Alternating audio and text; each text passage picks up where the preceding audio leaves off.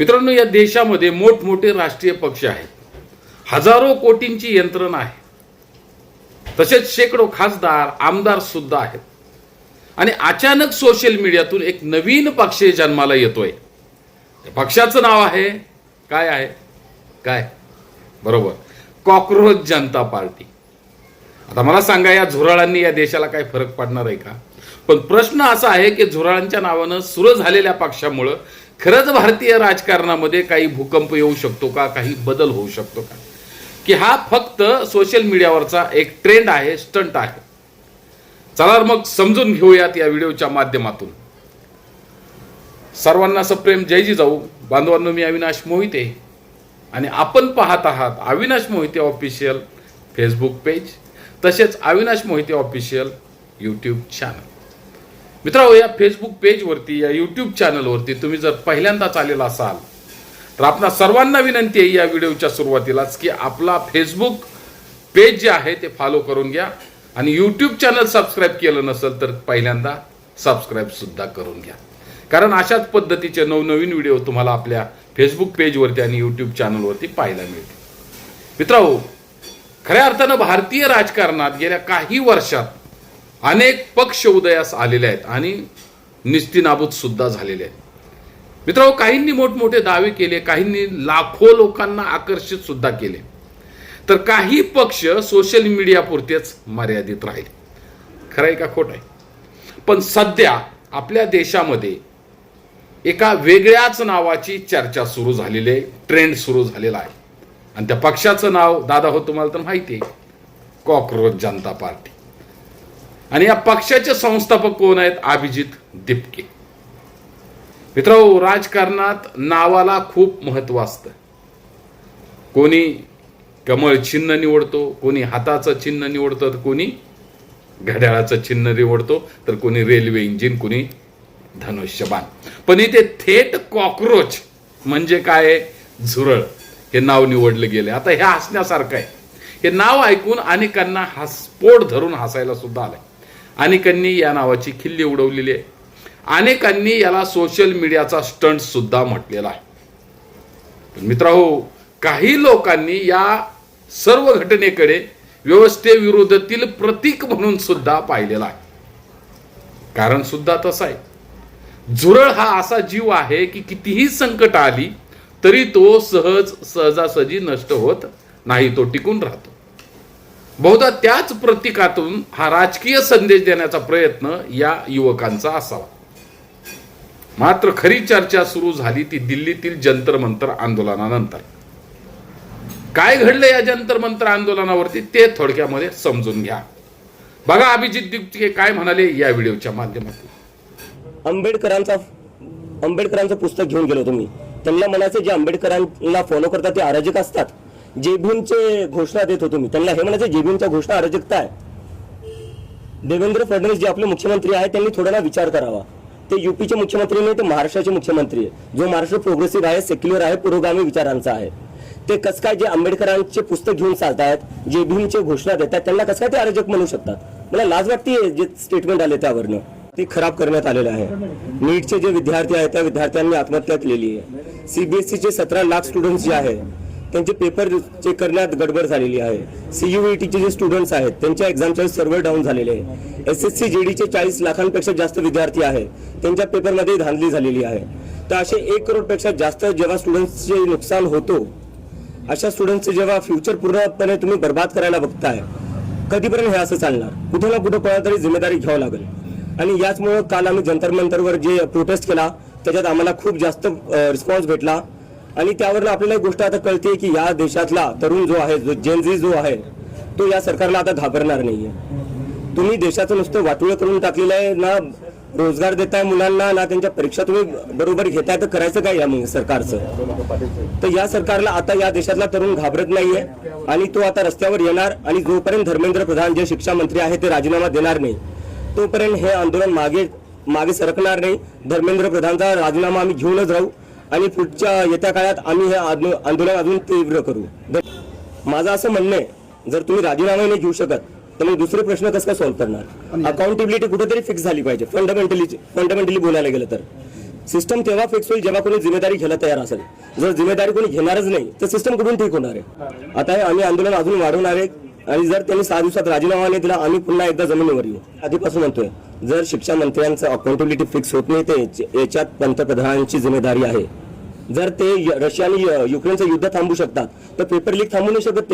ते जे युवकांचे मुद्दे आहे, मग तो शहरी भागातला युवक असो का ग्रामीण भागातला युवक असो किंवा तो शेतकरी युवक असो का कामगार युवक असो, आम्ही प्रत्येकाचे मुद्दे उचलणार आहे. एकूण राजकीय परिस्थितीबद्दल काय वाटते?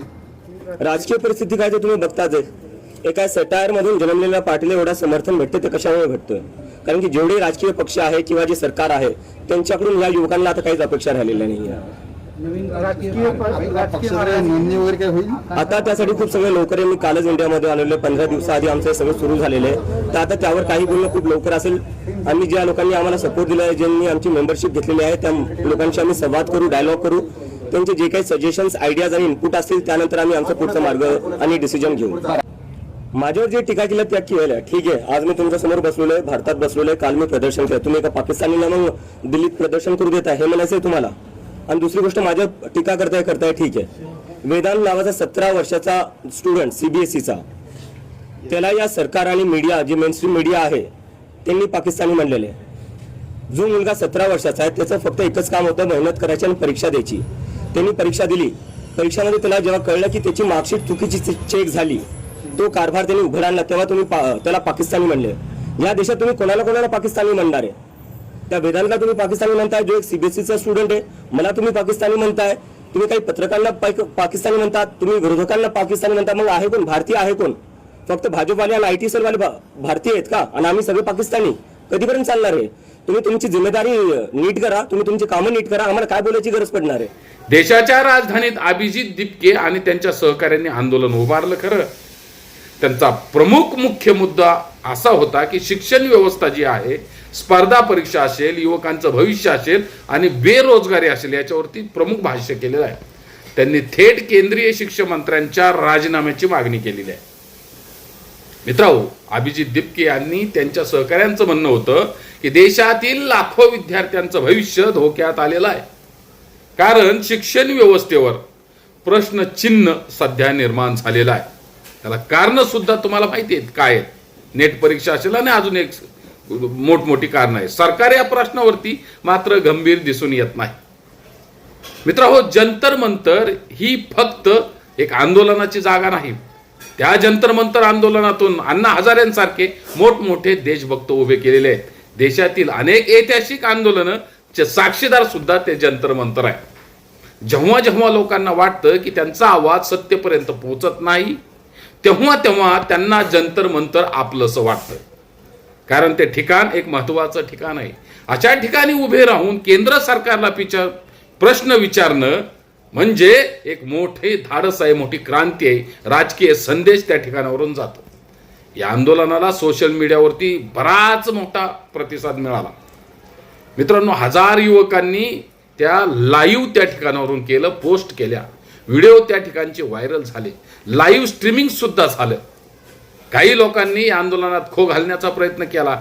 हा युवकांचा आवाज आहे असं युवकांनी म्हटलं, तो दाबण्याचा प्रयत्न होतोय असं सुद्धा कित्येकांचं म्हणणं आहे.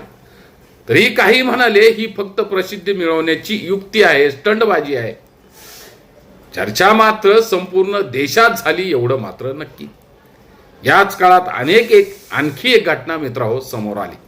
ती कोणती घटना होती?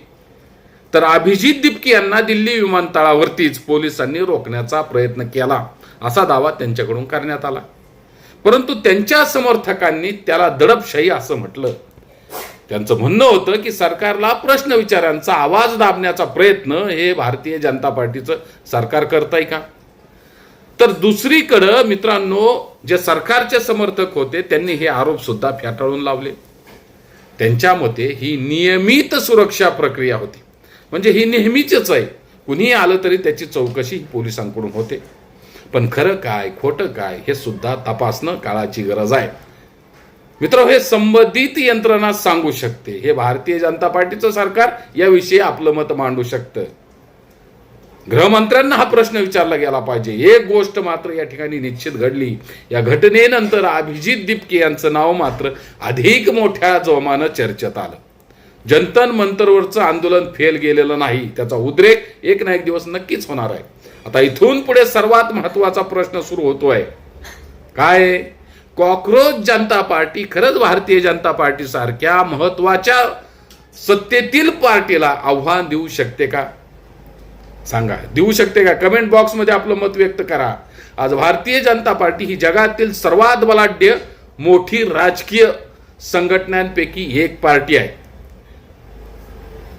ती केंद्रात सत्तेत सुद्धा आहे. अनेक राज्यात त्या भारतीय जनता पार्टीची सत्ता आहे. ही सर्वात मोठी संघटना सुद्धा आहे. मोठे आर्थिक पाठबळ या भारतीय जनता पार्टीकडे आहे. प्रचंड कार्यकर्त्यांची फौज सुद्धा भारतीय जनता पार्टीच्या पाठीमागे उभी आहे. अशा परिस्थितीत एखादा नवीन पक्ष उभा राहून तात्काळ मोठा बदल घडवू शकतो का? अशी अपेक्षा करणं सुद्धा वास्तववादी ठरणार नाही. पण मित्रहो, इतिहास साक्षी आहे.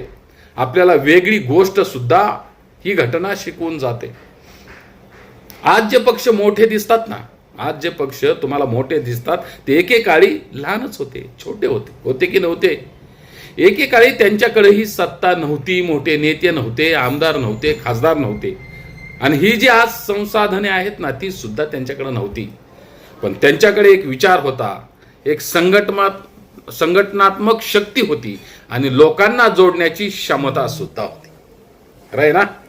म्हणून कोणत्याही नव्या पक्षाला कमी लेखणं हे सुद्धा आपल्यासाठी धोकादायकच आहे.